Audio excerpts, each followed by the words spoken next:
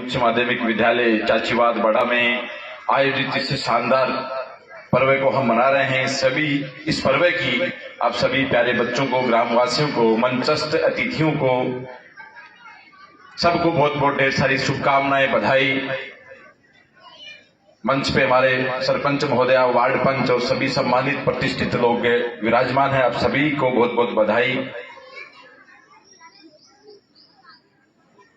इस अवसर के ऊपर जिस प्रकार में हर भांति अपन हर वर्ष चर्चा करते हैं कि आजादी के इतने साल बाद क्या अपन ने खोया, क्या पाया, उसकी समीक्षा करने का अवसर होता है।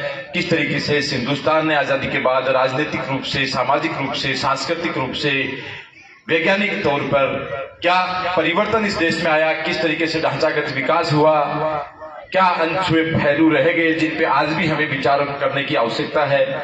कितना आप समझेंगे कि पिछले वर्षों में, चूंकि मैं खुद लगभग 33 वर्ष मेरी उम्र है, मैंने ही इतने परिवर्तन जीवन में देख लिए। किस तरीके की क्रांति हिंदुस्तान में आज मोबाइल की है, 5G, 4G, इंटरनेट, घर बैठे कहीं से वीडियो कॉल, आज से 100, 200, 500, हजारों को दूसरे देश में क्या हो रहा है अपन वीडियो कॉल के माध्यम से देखते हैं। कितनी संसाधनों की, चाहे वो सड़क का हो, चाहे बिजली के उपकरण हो, चाहे हवाई हो, चाहे पानी में चलने वाले साधन हो, कितनी वैज्ञानिक दृष्टि से और ढांचागत कितनी अपन ने तरक्की की है। और उसके साथ ही कुछ पहलू जो अनछुए रह गए जिनको हम छू नहीं पाए हैं। ये तो मैंने देखा है परिवर्तन। मेरे से पहले वाली पीढ़ी जो है, जो भी अपने मंच पे विराजमान है, जो इस विद्यालय के प्रति चिंतित रहती है। आज ये जोड़ी मैं देख रहा था, हमारे गुरुजी बेरा साहब जब पकड़ के इनको लाना पड़ा तो मैं चिंतित हो रहा था कि ये सजग बहुत रहते थे विद्यालय के प्रति। बागीर जी, महादेव जी, बेरा साहब, और एक कड़ी में हमारे, मैं बहुत याद करता हूँ जब भी विद्यालय में आता हूँ, सावरमल जी बैद साहब को, वो आज हमारे बीच में नहीं रहे। मतलब कितना आपका एक प्रेम इस विद्यालय के प्रति, इस जोड़ी का, ये मैं हमेशा देखता हूँ। तो आज जब बेरा साहब चिट्ठी से आ रहे थे, अभी थोड़ी सी इनका तबीयत भी काफी नाजुक मुझे लग रही, तो मैं बहुत चिंतित हो रहा था। आप शीघ्र स्वास्थ्य की कामना करता हूँ। आपका समर्पण, आप लोगों ने कितना परिवर्तन इसमें देखा होगा। जब बिजली भी नहीं थी देश में, वो दौर आपने देखा है, बल्ब देखा है, उसके बाद में कितने उपकरण देखे हैं। हमने आने के बाद मोबाइल क्रांति देखी है। ये मोटरसाइकिल, गाड़ी, घोड़े, साधन, जिस तरीके से इस देश ने तरक्की की है आजादी के बाद, जो परिवर्तन देखे आप सब, हम साक्षी हैं उसके, और आगे भी होने वाले हैं। लेकिन इसके साथ साथ जो पहलू छूट गए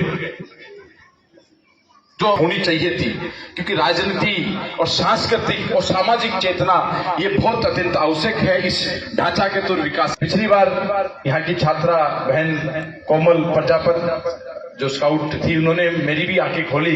उन्होंने कहा कि अच्छा लगता हमें कि सरपंच महोदया हमारे बीच में होती। यह भी एक सब्जेक्ट था जिसमें आजादी के बाद अपने को आमूलचूल परिवर्तन की आवश्यकता थी, वो नहीं हो पाई। महिला सशक्तिकरण की बात आज पूरे देश में सब व्यक्ति करते हैं, हर कोई करता है और महिलाएं भी करती हैं। क्या ये महिला सशक्तिकरण क्या है, इस बात को भी मैं यहाँ बैठी छात्राओं से भी निवेदन करना चाहूंगा कि आप बहुत इसको गहराई से समझना है। आज देश में महिला सशक्तिकरण के नाम पे सब कहते हैं महिला सशक्त हो, लेकिन क्या है महिला सशक्तिकरण? ये एक जंग जो है, जिस तरीके से इस देश के अंदर धर्म, जाति, गांव और क्षेत्र हमेशा हमारा ध्येय होना चाहिए, हमें गौरव करना चाहिए। पहला गौरव का सब्जेक्ट मेरा देश है।